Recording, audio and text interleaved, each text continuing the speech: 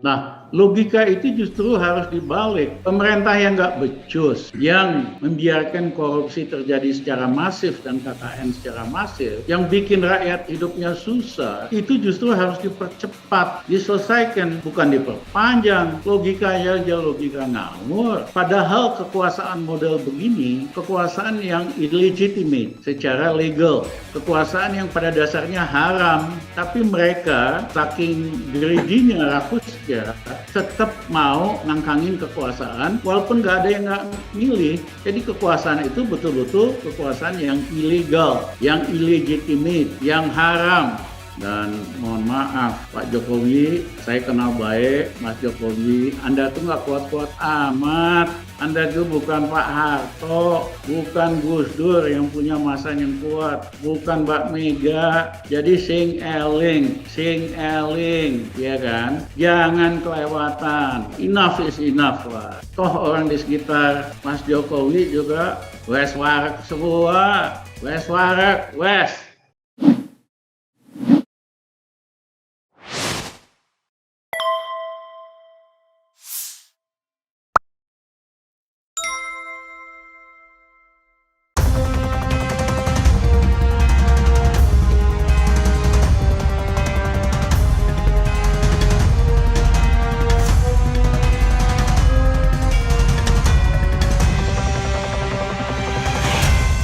Assalamualaikum warahmatullahi wabarakatuh, Sobat RH sekalian. Jumpa lagi kita di channel yang keren jelas. Jadi saya harus menggebrak ke besar-besar, selain untuk menyemangati diri saya sendiri yang baru saja sakit ya. Jadi kalau saya sakit lama Sobat RH sekalian, 9 malam saya nggak bisa tidur. Jadi baru kemarin pagi dengan kemarin malam saya bisa tidur, ya malam ini maksudnya. Jadi mudah-mudahan recovery-nya cepat ya. Tapi di depan saya ada orang yang terus menggebrak. Beliau adalah Rizal Ramli. Assalamualaikum warahmatullahi wabarakatuh, Bang Rizal. Waalaikumsalam Refli. Mudah-mudahan Refli kembali sembuh, ya kan? Cocok situ bareng. Amin. Jadi sudah berapa edisi saya tidak take live, jadi ya ada sekali menyela kemarin, jadi selama 10 hari terakhir itu minim sekali, dan ini mudah-mudahan memulai lagi dengan Bang Rizal. Dan mohon maaf Bang Rizal kalau saya tidak terlalu update perkembangan terakhir, jadi Bang Rizal yang meng-guide saya, tapi pembicaraan yang paling akhir adalah isu soal penundaan pemilu. Jadi apa? What something behind the issue, Bang Rizal? Silakan, Bang. Jadi memang sebelumnya kan ada upaya untuk memperpanjang jabatan Presiden Jokowi 5 tahun lagi. Tapi ternyata resistensinya cukup kuat. Ya, kemudian dibikinlah rekayasa agar supaya ada justifikasi supaya diperpanjang 2 tahun. Itu kayak operasi militer aja, komandannya jelas, ada siapa, pejabat, menteri, kemudian. Tapi saya koreksi Bang, bukan 2 tahun, 3 tahun. Oh 3 tahun, nambah lagi ya? 2027 kan, sampai 2027 kan?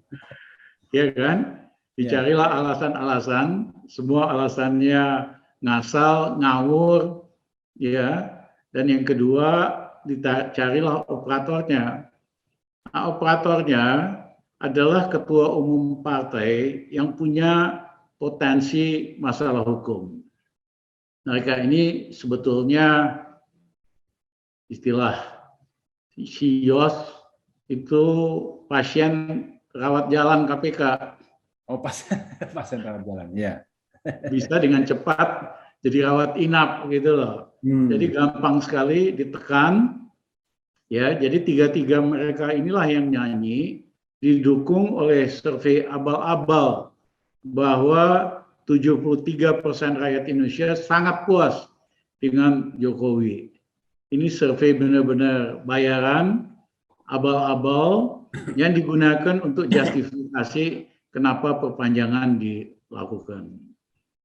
Tapi ternyata ya rencana jahat ini terbongkar karena mereka ini sebetulnya melakukan kudeta konstitusi kita dengan tegas mengatakan maksimum jabatan presiden itu 2 kali 5 tahun.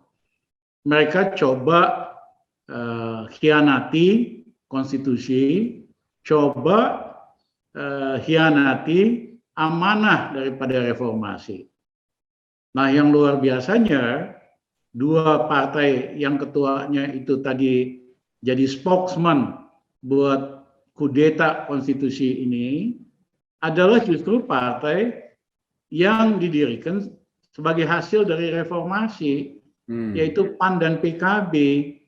Kok tega-teganya kedua partai hasil reformasi ini itu malah cawe-cawe mau melawan konstitusi dan mengkhianati amanah reformasi.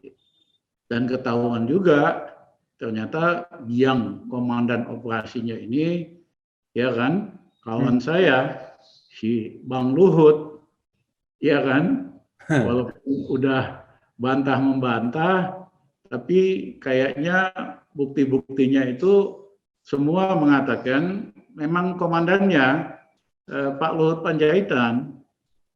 Saya minta, Bang, jangan lupa diri deh. Abang kan dulu timnya Gus Dur yang mengajarkan keadilan dan demokrasi. Masa konstitusi mau dikhianati?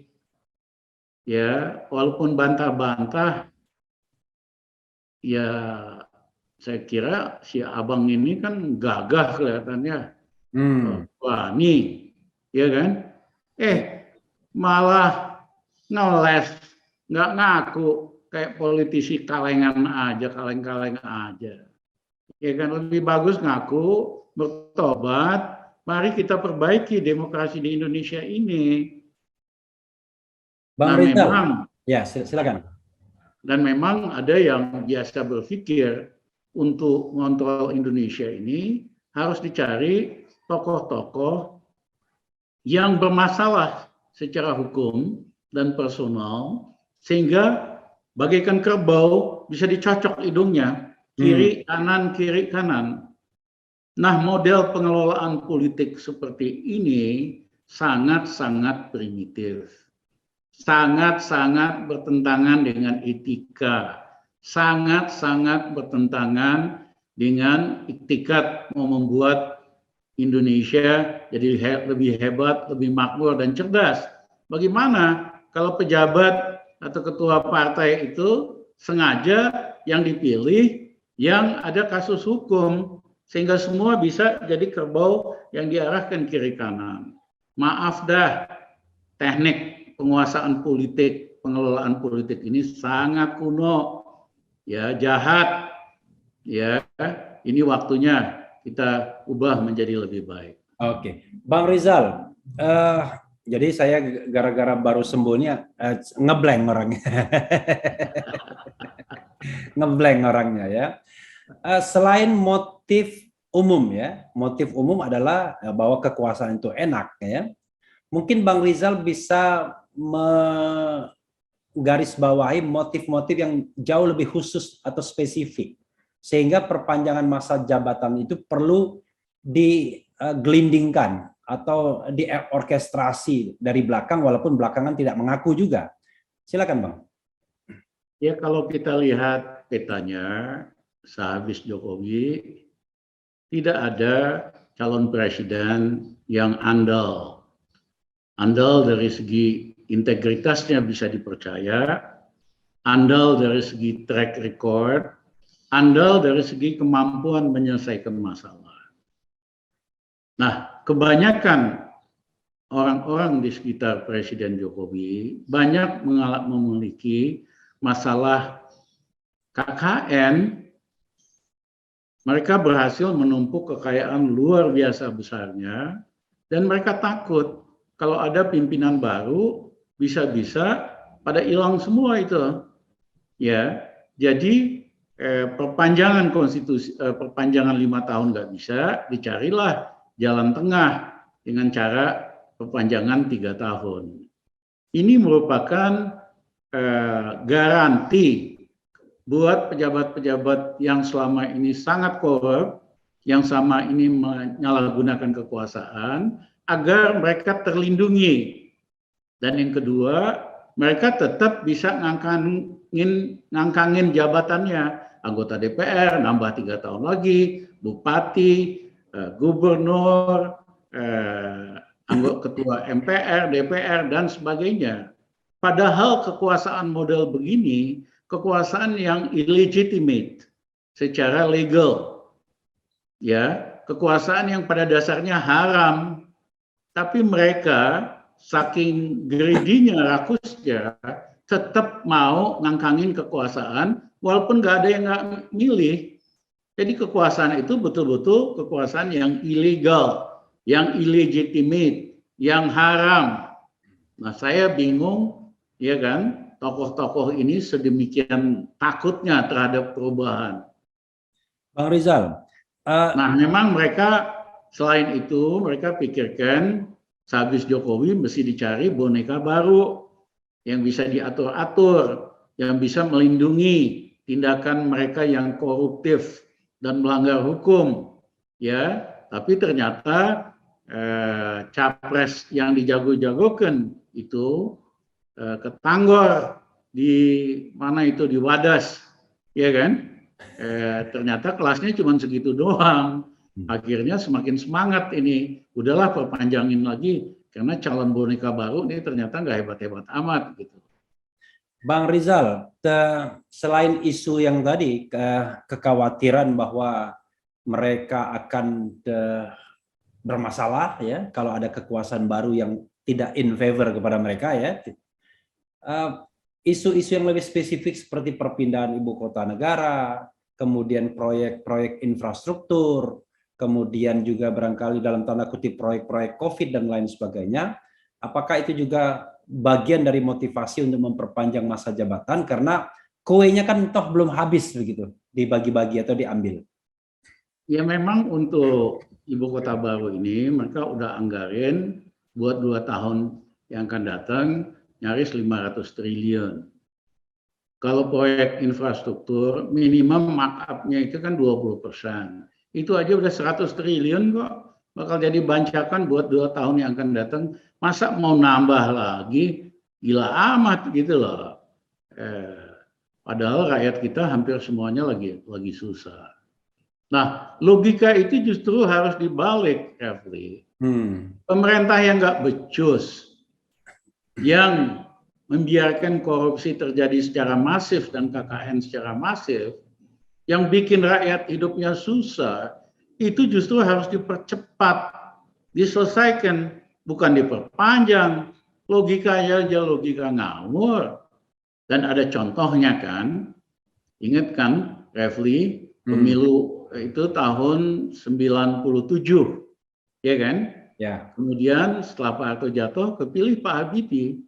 Pak Habibie merasa bahwa legitimasi dia belum kuat, apalagi pada waktu itu banyak kalangan yang protes terhadap Presiden Jokowi. Ya udah, dia adakan pemilu dipercepat tahun 99, 2 tahun kemudian, dan ternyata memang istilahnya dukungan terhadap Pak Habibie jauh berkurang, tapi beliau hebat, beliau negarawan. Pak Habibie memutuskan untuk nggak maju lagi di pemilihan presiden di MPR.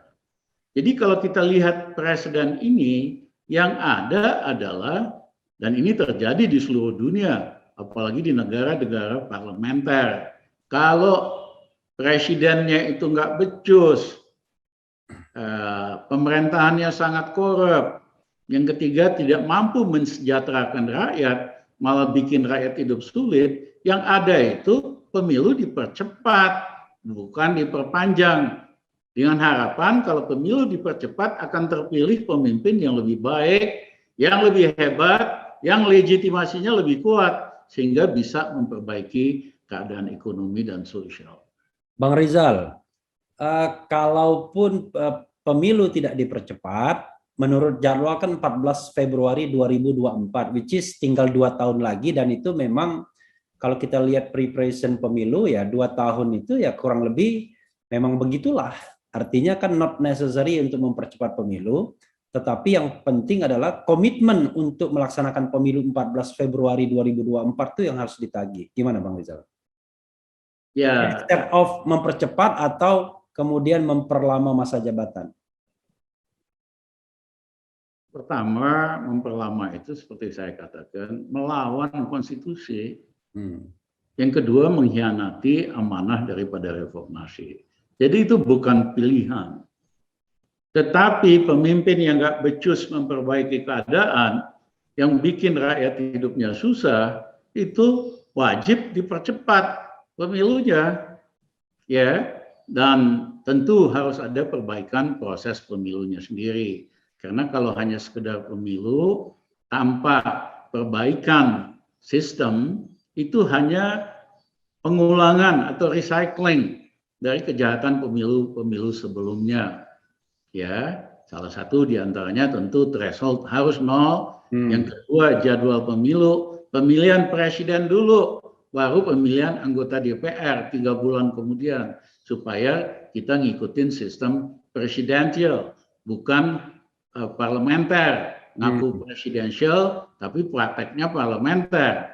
Nah, yang ketiga adalah harus ada audit terhadap sistem IT KPU. Karena biang masalahnya di situ, berbagai rekayasa ini ada di situ. Kalau perlu kita panggil international auditor untuk mengaudit sistem IT, ya kan? Karena percuma melakukan pemilu kalau tidak ada perbaikan sistem.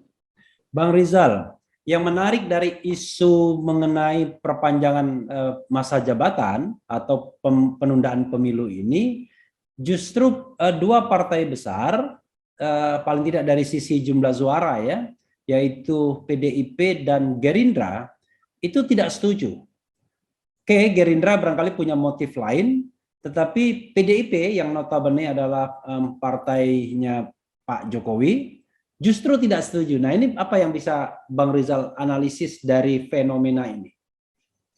Saya kenal dekat sekali sama Mbak Mega dan almarhum Bang Taufik. Ya, saya tahu persis cara berpikir Mbak Mega itu konstitusional. Ya, jadi dia firm, tegas, tidak boleh ada perpanjangan, ya kan? Baik 5 tahun maupun 3 tahun. Beberapa bulan yang lalu saya ketemu Menku Menteri Hukum dan Perundang-undangan Yasona, Bang, titip Bang ya, nggak boleh ada perpanjangan Jokowi.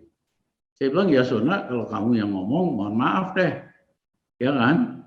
Aku antara percaya nggak percaya. Ya, enggak, ini dari Mbak Mega. Mbak Mega nggak mau ada perpanjangan apapun karena beliau itu taat azas terhadap konstitusi. Jadi saya secara terbuka salut kepada keputusan Mbak Mega bahwa dia taat azas konstitusi, tidak boleh ada perpanjangan apapun. Nah, tadinya Gerindra, ya kan, di dalam sih rame lah, tapi last minute juga menolak.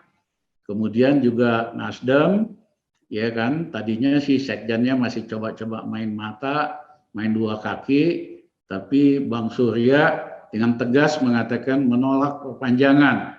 Ya, saya juga salut lah sama Bang Surya Paloh, ya kan, teman lama saya yang pernah menuntut saya di kepolisian, ingat nggak kasus import mafia, mafia import. Tapi dalam kasus ini saya salut Bang Surya taat konstitusi, ya kan.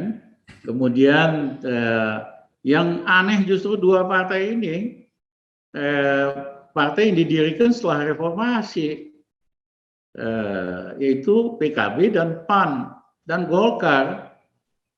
Ya, tiga-tiganya capres kagak laku semua nih. Ya, capres ini walaupun udah kontrak media, udah bus pooling, ya kan, nunjukin mereka nggak siap kompetisi. Refli, kalau Refli siap ujian, kapanpun ujian senang-senang aja kan? Iya.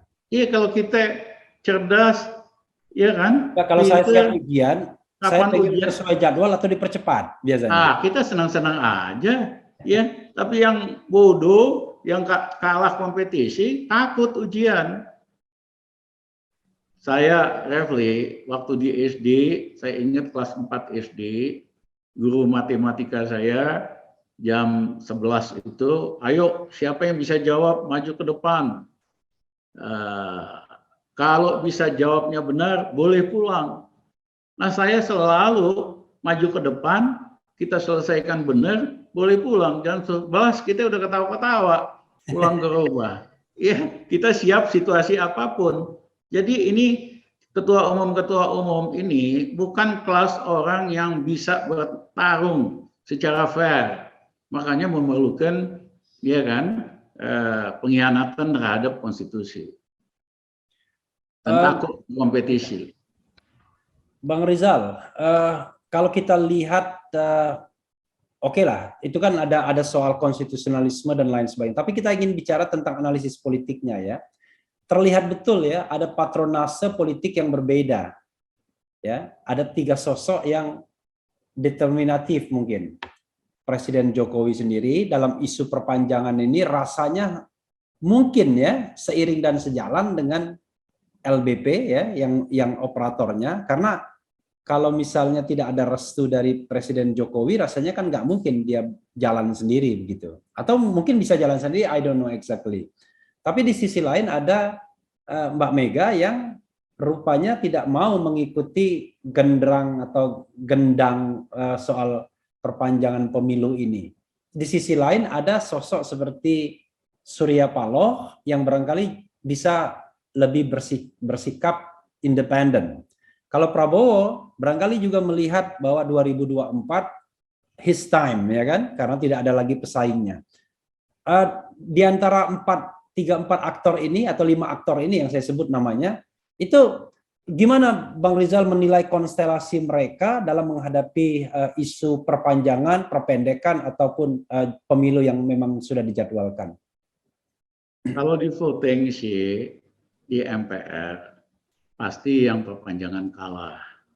Karena kalau PDIP ditambah dengan Gerindra, ditambah dengan Nasdem, ditambah dengan Demokrat, ditambah dengan mungkin P3 ya, dan ditambah dengan DPD, ya kalah lah, ya kan. Tapi yang kedua juga menunjukkan kelakuan Jokowi yang pelintat-pelintut, ya kan. Harusnya kan dia dengar ketua umum partai yang mencalonkan dia, yaitu Mbak Mega. Harusnya manut dong, ikut garis ketua umum PDIP. Tapi ternyata dia lebih dekat, bahkan mungkin lebih loyal sama teman saya, ya Pak Luhut Panjaitan. Jadi berani cawe-cawe, ya kan, untuk merekayasa ini perpanjangan ini. Ya, saya kira hati-hati deh, ya kan. Ini kudeta konstitusi, siapapun nggak terima, dan mohon maaf Pak Jokowi, saya kenal baik Mas Jokowi, Anda tuh nggak kuat-kuat amat. Anda itu bukan Pak Harto, bukan Gus Dur yang punya masa yang kuat, bukan Mbak Mega. Jadi sing eling, ya kan? Jangan kelewatan, ya kan? Jangan enough is enough lah. Toh orang di sekitar Mas Jokowi juga wes warak semua, wes warak, wes. ya kan? Jadi sing eling lah, ya nanti bisa apa ya?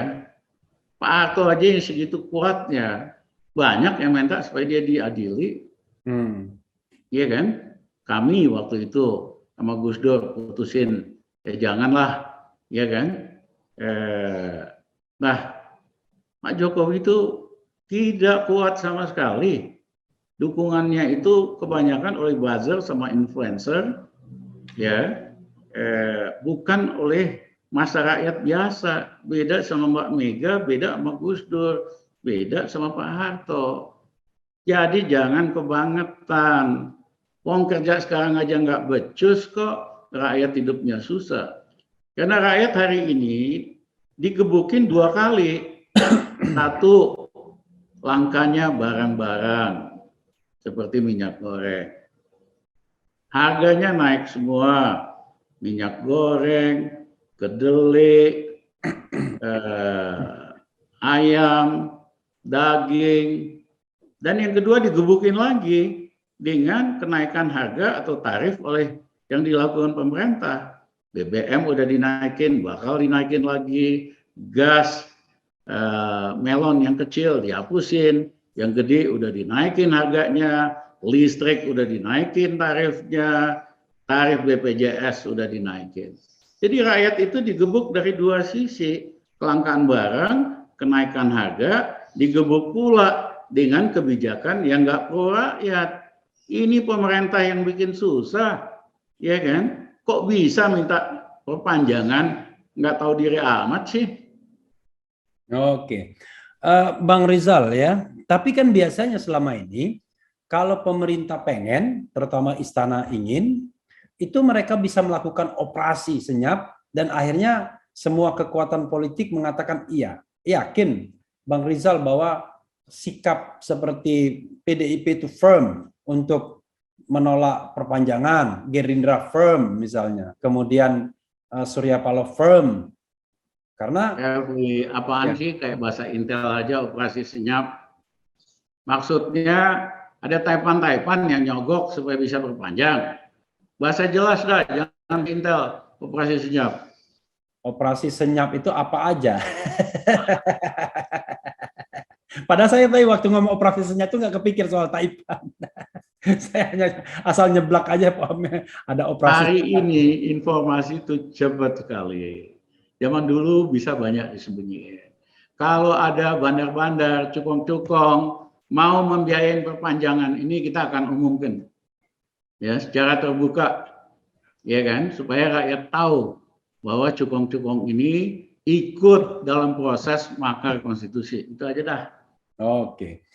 Bang Rizal, ada lagi soal politik terakhir ini yang ingin Bang Rizal share sebelum saya ingin sedikit tanya soal perkembangan ekonomi terakhir ya.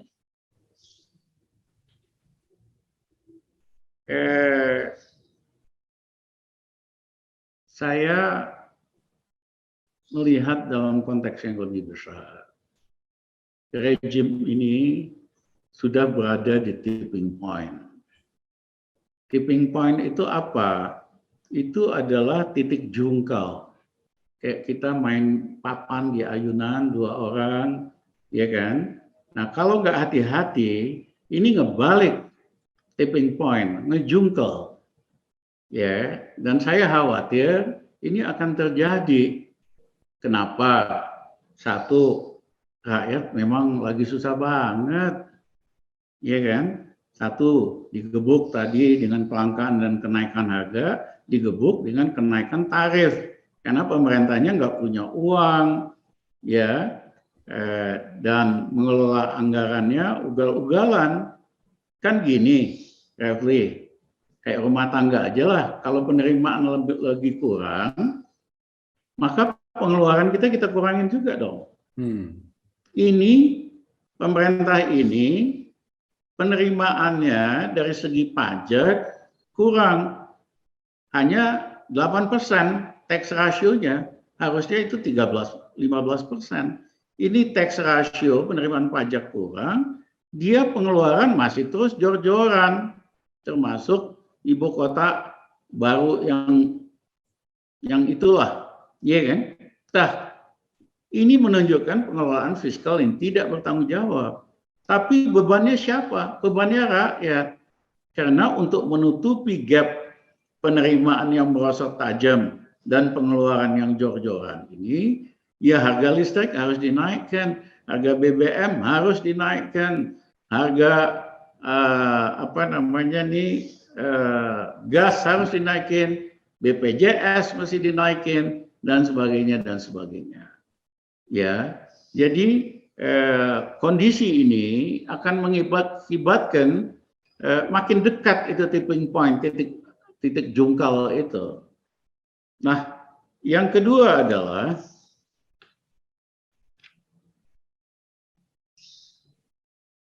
utangnya kan udah kebesaran, sehingga untuk bisa membayar itu pemerintahnya ngutang terus-menerus. Untuk membayar bunga hutang aja harus ngutang. Untuk itu dia mesti sedot likuiditas di dalam masyarakat, yaitu pertambahan kredit yang biasanya 15%, ini malah hanya sekitar 3%. Artinya likuiditas di masyarakat disedot. Itulah yang bikin rakyat susah, bukan hanya karena COVID. Nah, sehingga golongan menengah biasanya udah banyak yang dia gadein asetnya, mobilnya. Golongan menengah bawah kan nggak ada pilihan, akhirnya tergantung sama pinjaman online yang bunganya sangat tinggi. Dan ini proses pemiskinan struktural. Kenapa? Karena likuiditas yang ada disedot untuk nombokin bayar utang yang jor-joran ini. Nah, faktor yang ketiga adalah dengan sengaja Islamophobia dibesar-besarkan. Saya yang pertama kali memperkenalkan Islamophobia 2 tahun yang lalu. Sengaja terus supaya masyarakat, rakyat, dan kalangan intelektual itu nggak fokus kepada masalah-masalah real yang dihadapin bangsa, negara, dan rakyat. Tapi fokus di dalam masalah radikal. Ini aja yang digoreng terus, radikal. Iya kan? Nah, sebagai contoh, ada omongan Menteri Agama yang bikin marah, ada apa? Ada aja setiap minggu, setiap 2 minggu, ya kan? Isu supaya orang benci sama Islam ini digedein gitu loh. Nah, apalagi ada kelompok Coro TV ya yang dibiayain sengaja untuk ngegedein Islamophobia supaya rakyat nggak fokus sama kinerja pemerintahan Jokowi ataupun masalah yang dihadapin rakyat, tapi fokus sama masalah radikal. Ini Coro TV ini dibiayain oleh kelompok-kelompok yang juga pada dasarnya sangat anti-Islam ya. Nah, harusnya kan kita mengaku negara Pancasila, jangan dong umat Islam diadu atau agama diadu, kan udah selesai itu. Waktu pemerintahan Gus Dur kita anggap itu udah selesai masalah suku agama. Kok digedein terus supaya rakyat malah ribut sendiri. Nah, yang terakhir adalah adanya faktor eksternal, yaitu Amerika terutama dan negara Eropa, karena takut inflasi yang tinggi sekali. Di Amerika inflasi itu 7%, paling tinggi selama belasan tahun. Jadi mau nggak mau dia mesti turunkan inflasi, caranya dengan mengetatkan uang, menyedot surplus likuiditas. Itu akan mengakibatkan tingkat bunga di Amerika naik dan arus modal ke negara berkembang akan balik lagi ke Amerika dan Eropa. Akhirnya Indonesia juga akan kena dampak dan limbah dari pengetatan moneter Fed. Nah, yang kedua, perang di Ukraina ini akan juga punya dampak. Kenapa? Karena Rusia itu penghasil 30% gandum dunia, Ukraina 25%. Loh, Indonesia termasuk importir gandum sangat-sangat besar buat Supermi. Jadi kalau perang ini berlangsung lebih lama, buntutnya harga tepung terigu akan naik, akhirnya benteng terakhir golongan menengah bawah di Indonesia, mahasiswa, yaitu Supermi, juga akan naik.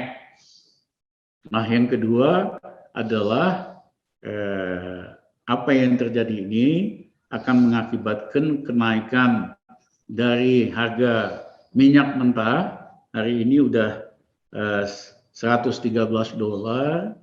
Kalau perang berlanjut di sana, itu bisa-bisa naik sampai $150,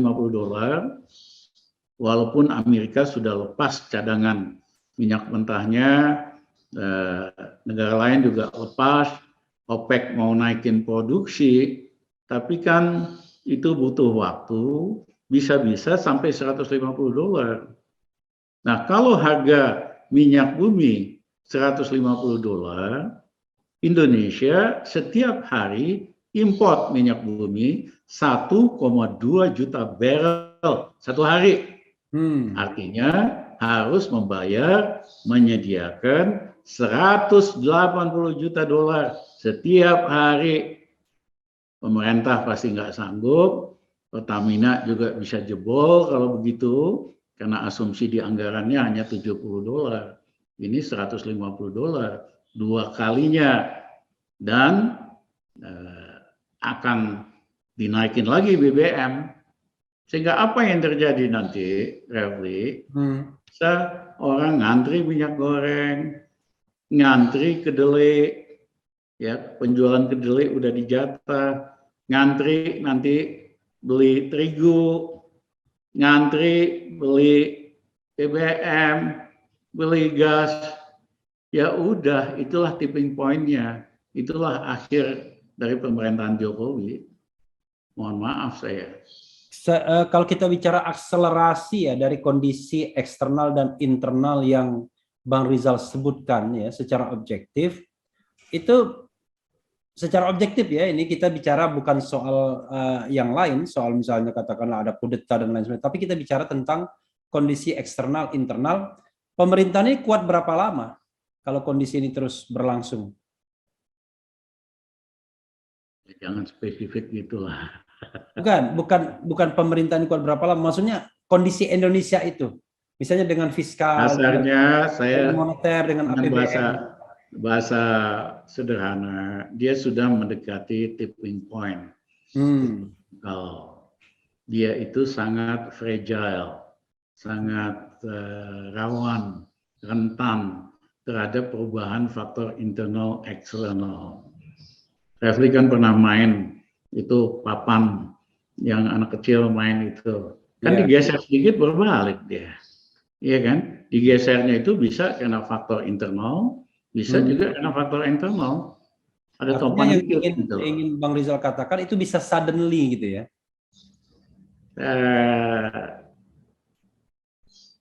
Tapi yang lebih penting adalah gini, Refli, krisis itu sering terjadi di seluruh dunia.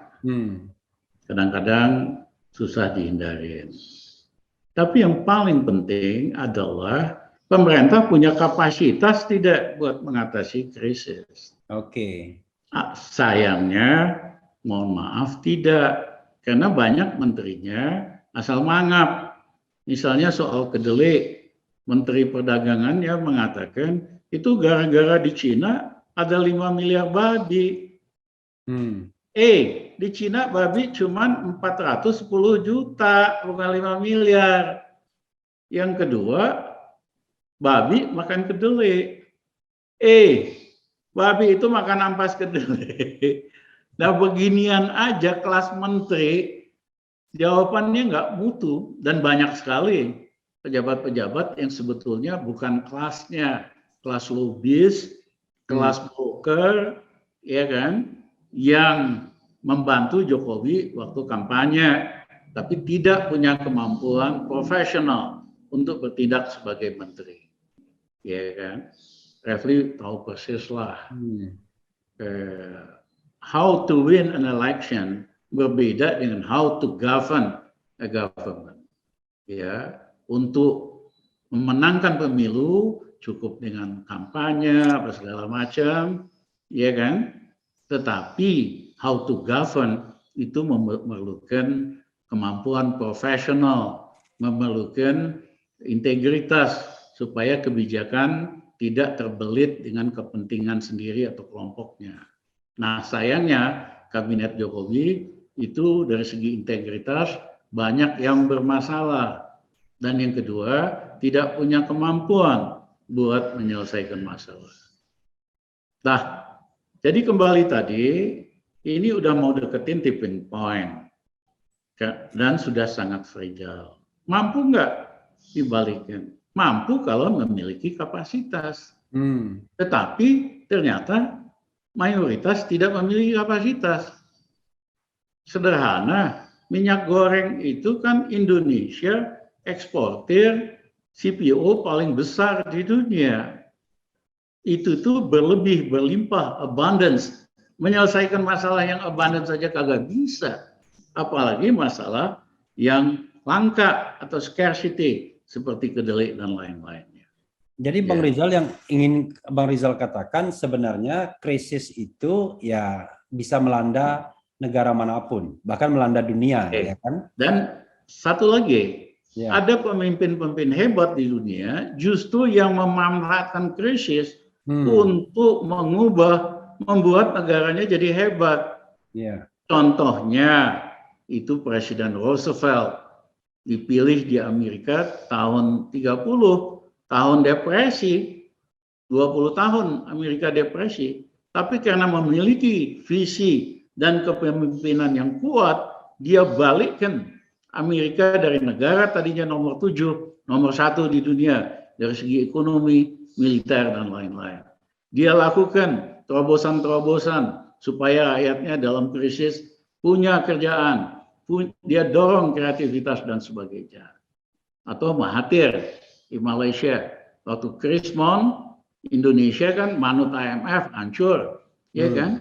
Mahathir inisiatif sendiri, dia lakukan capital control, ya kan? Dia perbaiki ekonomi Malaysia sehingga ekonomi Malaysia tidak tergores, tetap tumbuh 6% pada waktu krisis 98.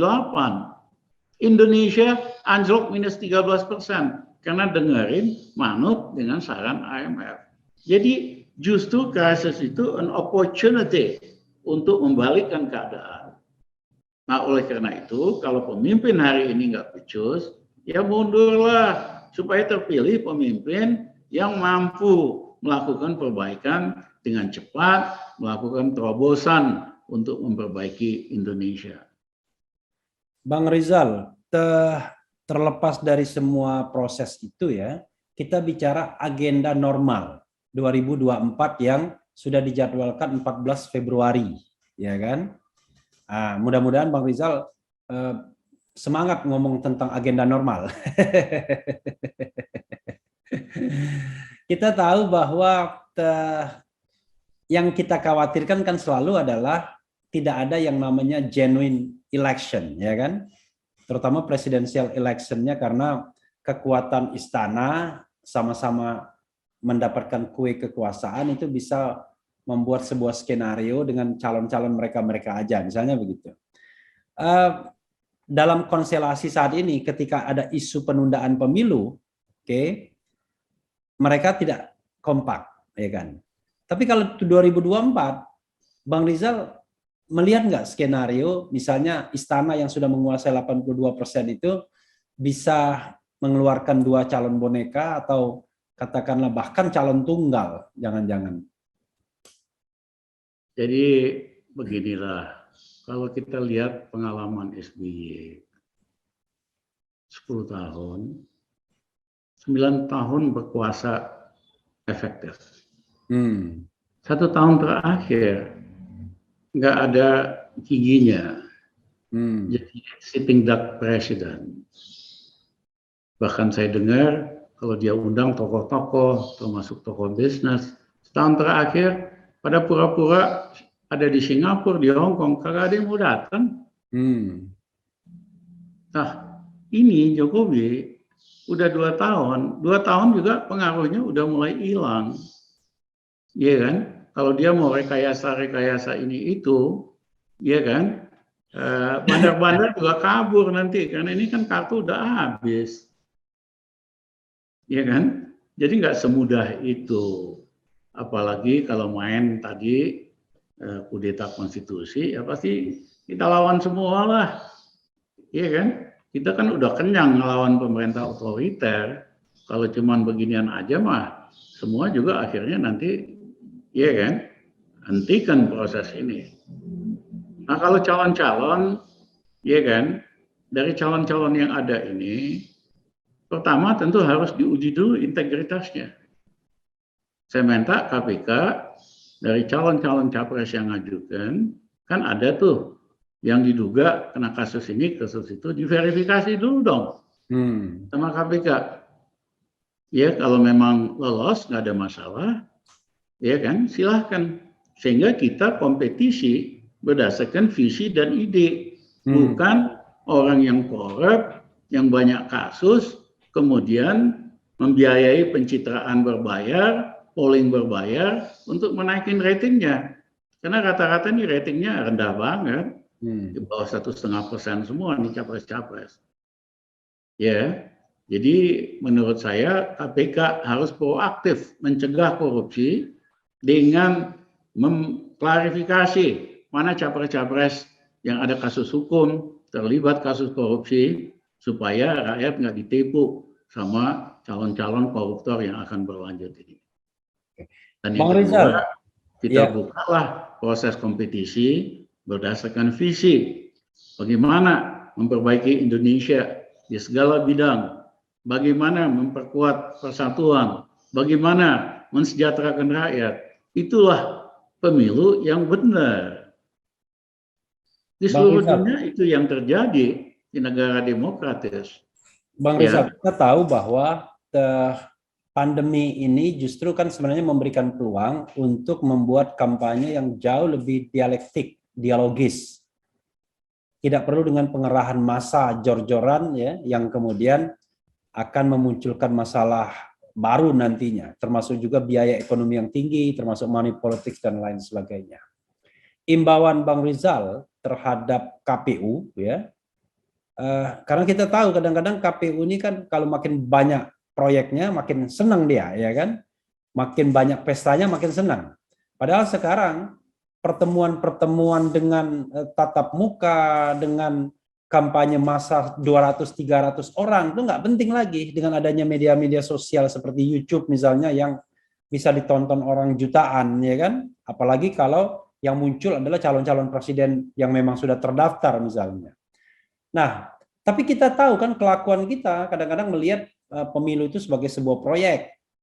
Anggota KPU-nya warawiri ke sana kemari, ya kan? Pakai kelas bisnis, ya kan? Kunjungan ke luar negeri untuk studi banding dan lain sebagainya. Apalagi mereka baru terpilih dan masih aus-ausnya kan, kira-kira untuk yang begituan. Imbauan keras Bang Rizal agar meningkatkan kualitas pemilu kita, tidak menjadi pemilu yang cuma ya katakanlah pemilu yang kumpul rame-rame, joget-joget dan lain sebagainya tanpa adanya sebuah dialog yang mencerdaskan kepada pemilih. Saya ingin kita semua dan KPU belajar dari 2 pemilu sebelumnya yang berhasil. Tidak ada corruption, tidak ada manipulasi suara, ya damai, rakyat kayak datang ke pesta. Yaitu pemilu tahun 55 dan kedua pemilu zaman Habibie tahun 99. Iya kan? Kenapa? Karena pimpinan KPU-nya orang-orang yang memiliki leadership dan integritas. Yaitu mantan Menteri Dalam Negeri Rudini dan Bang Buyung, dan anggota KPU-nya juga bersih, tidak ada konflik of interest, ya enak tuh pemilu, damai, sukacita, tidak ada pencurian suara, manipulasi suara lewat komputer. Jadi saya minta anggota KPU dan Bawaslu ini coba belajar dari 2 pemilu tersebut. Jangan belajar dari pengalaman pemilu-pemilu yang terakhir. Itu mah terlalu banyak rekayasanya. Ya, kalau itu saudara membantu menunjukkan ke seluruh dunia bahwa bangsa kita bisa juga jadi bangsa yang beradab, yang fair dan transparan. Tapi kalau enggak, hasilnya nanti pemimpin boneka lagi, pemimpin abal-abal yang nggak ngerti mau ngapain nyelesain masalah bangsa, kalian akan dikutuk oleh banyak rakyat Indonesia. Terima kasih. Oke, Bang Rizal. Cukup, Refli. Ya, makasih banyak Bang Rizal. Bang Rizal mau closing statement nggak?